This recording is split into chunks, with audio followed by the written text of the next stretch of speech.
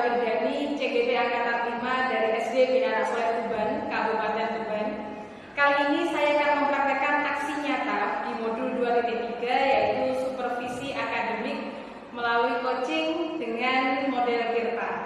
Kali ini saya akan bersama dengan rekan kerja saya yaitu Ustadz Muhammad Agus Al-Arif yang kali ini akan membantu saya dalam mempraktekkan aksi nyata di modul 2.3 ini.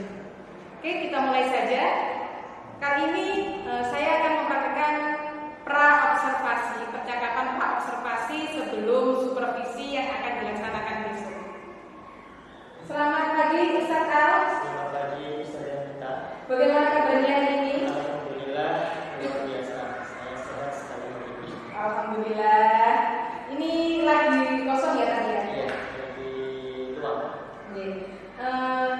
Kita besok ada jadwal supervisi ya tadi ya? Ya. Oke.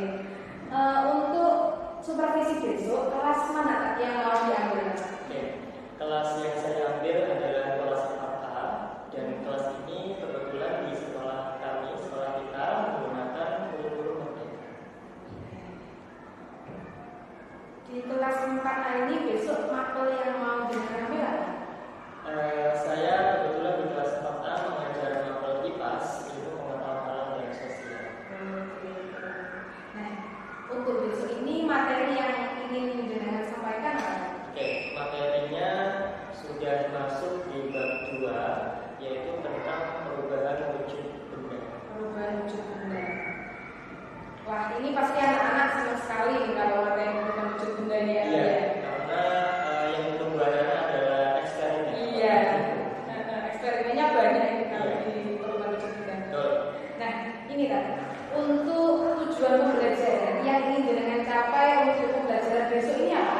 Oke, tujuan pembelajarannya anak-anak bisa mempelajari bagaimana perubahan wujud zat terjadi. Oh, gitu. Anak-anak bisa mempelajari perubahan wujud zat yang terjadi.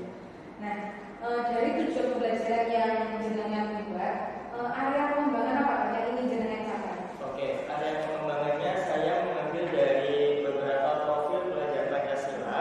Yang pertama itu bergotong royong. Anak-anak bisa menumbuhkan rasa kekompakan dan bekerja sama dalam berkolaborasi ketika berdiskusi dengan teman sekelompoknya.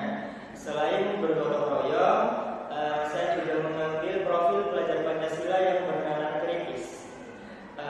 Biar anak-anak bisa menumbuhkan sifat bernalar kritis dalam menyampaikan pendapat ketika berdiskusi maupun dalam waktu pembelajaran klasikal. Oke, berarti ada dua profil pelajar Pancasila yang ingin jenengan ambil ya, gotong royong dan bernalar kritis. Nah, sebelum jenengan pembelajaran besok, kira-kira kalau jenengan petakan 1 sampai 10 untuk yang bergotong royong ini nilai anak kira-kira berapa? Sekitar 8. Oh, sekitar 8 ya. Untuk yang bernalar kritis saat ini berapa?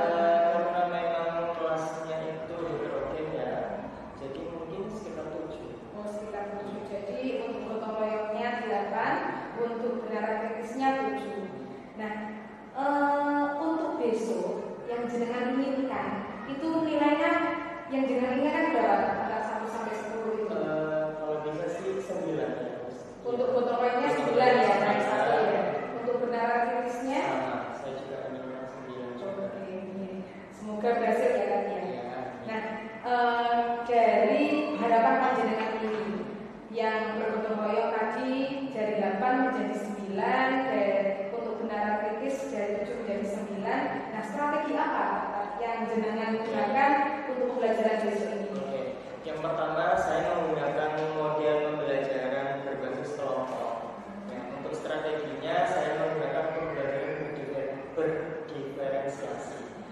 Kalau langkah yang saya ambil kemarin adalah mengambil tes diagnostik anak terlebih dahulu untuk materi awal di perubahan wujud benda. Kemudian saya memetakan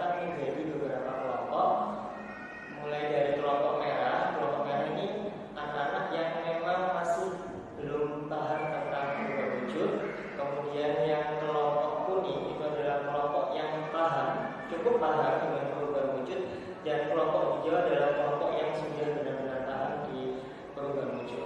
Kemudian saya petakan menjadi beberapa kelompok tersebut, kemudian saya beri LKPD dari beberapa kelompok tersebut dengan soal-soal yang berbeda sesuai dengan kelompok mereka masing-masing. Saya mengambil berdiferensiasi proses, jadi setiap LKPD di kelompok itu memiliki tingkat kesulitan yang berbeda-beda. Meskipun percobaan yang mereka lakukan sebenarnya sama, cuma untuk penalaran dari hasil percobaan tersebut, kalimat tanya dari percobaan tersebut serta soal-soal tematiknya saya buat sedikit berbeda sesuai dengan kelompok masing-masing. Berarti strategi yang dengan siapkan ini menggunakan pembelajaran berdiferensiasi proses untuk model pembelajarannya menggunakan pembelajaran model kelompok ya, berbasis kelompok. Oke. Ini rencananya ya Pak ya.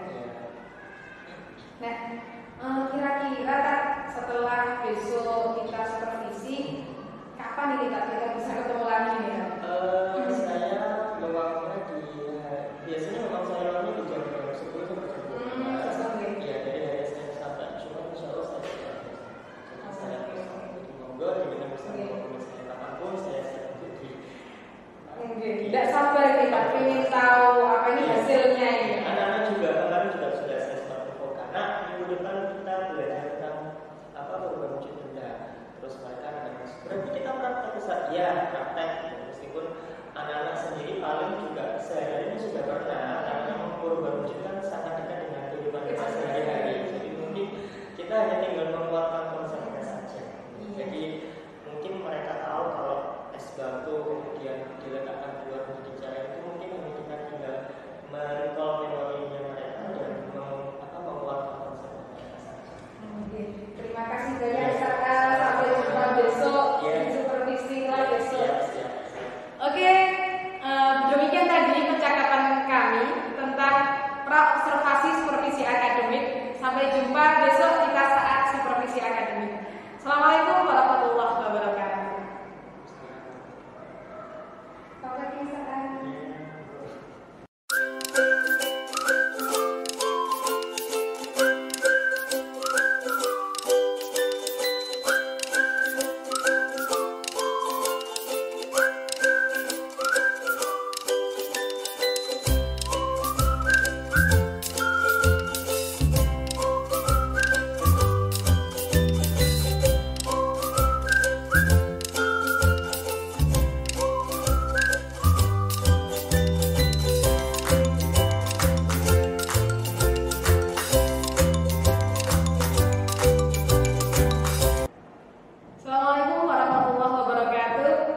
Alhamdulillah supervisi akademik sudah berjalan dengan lancar. Kali ini kami akan melakukan percakapan pasca observasi supervisi akademik.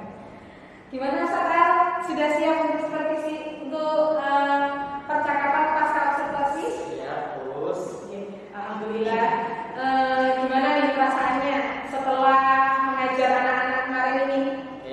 Yang pertama yang saya rasakan adalah anak-anak alhamdulillah sangat antusias sekali karena mereka mengenal hal-hal baru seperti alat-alat praktikum yang ada pada laboratorium seperti termometer, kaki 3, pembakar spiritus.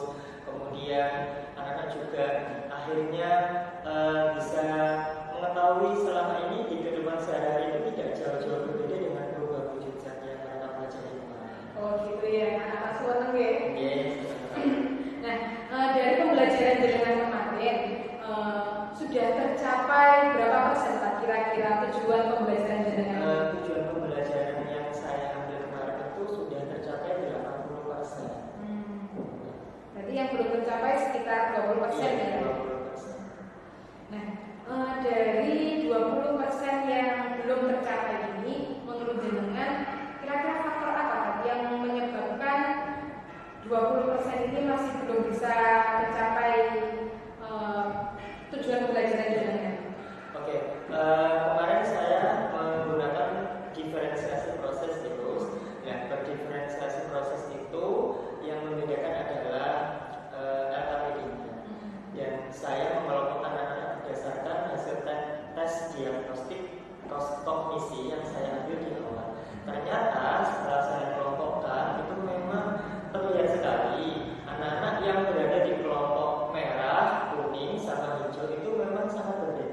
Yang paling mencolok memang kelompok yang merah, karena di situ saya paham mereka itu memang dari hasil tes diagnostiknya itu memang kurang. Jadi saya letakkan di dekat dengan saya, atau saya lebih gampang menjangkau mereka. Jadi saya lebih bisa mendampingi mereka ketika proses pembelajaran.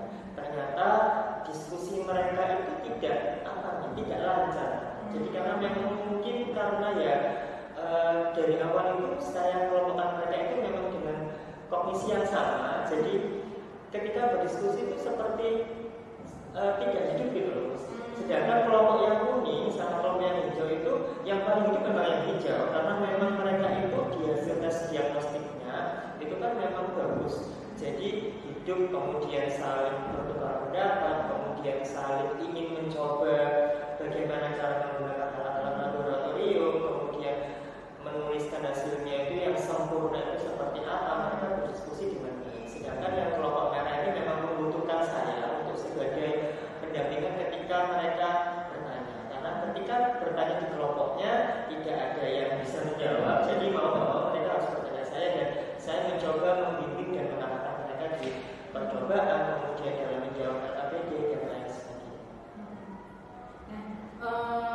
Luar biasa sekali nih tadi. Memang kalau di kelompok di komisi yang di bawah itu ketika diajak diskusi memang kita sebagai guru memang harus mendampingi agar apa itu diskusi itu lebih hidup.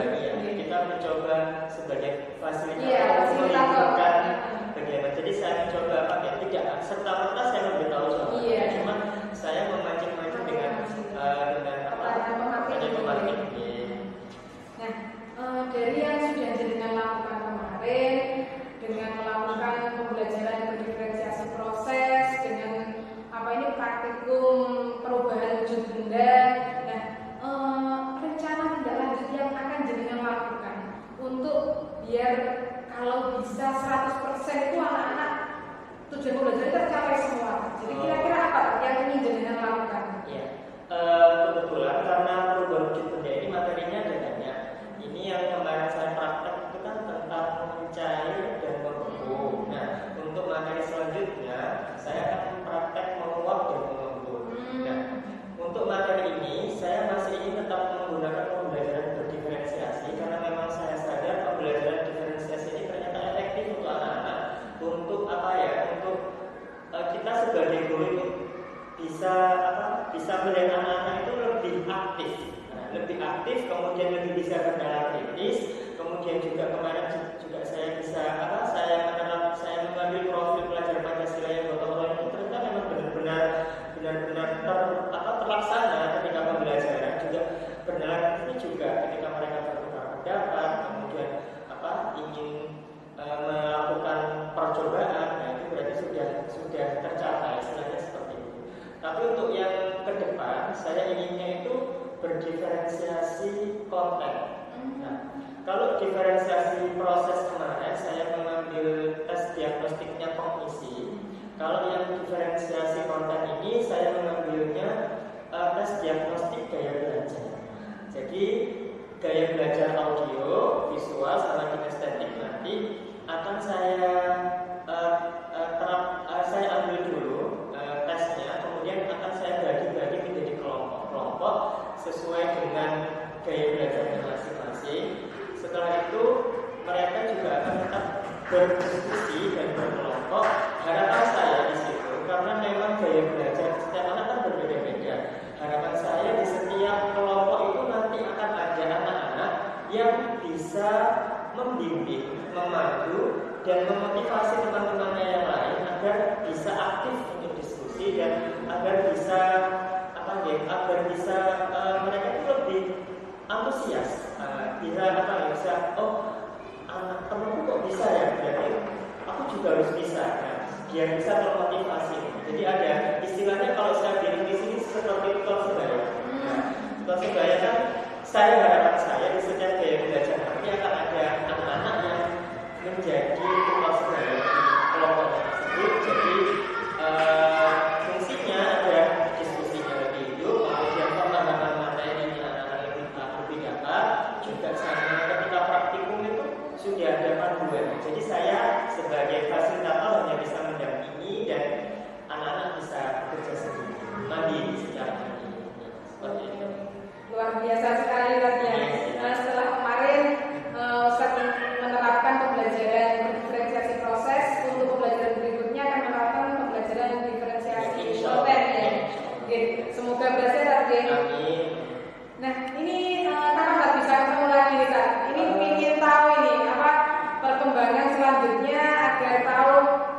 seberapa besar keberhasilan ketika materi perubahan wujud benda ini menerapkan pembelajaran diferensiasi proses, lalu pembelajaran dibandingkan dengan pembelajaran diferensiasi konten. Nah, kira-kira apa nih kita bisa ketemu di mana? Saran ini saya. Karena materi yang menguap sama non-lembut itu minggu depan, jadi panjenengan bisa ke saya sekitar hari Kamis atau hari Jumat. Oke. Sama sudah ada hasilnya. Karena memang sudah saya siapkan lah dari sekarang. Terima kasih banyak atas Sama-sama, sudah bisa. Demikian tadi percakapan kami tentang pasca observasi supervisi akademik pada materi perubahan wujud benda mapel IPAS di kelas 4 kurikulum Merdeka. Sekian dari kami. Assalamualaikum warahmatullahi wabarakatuh.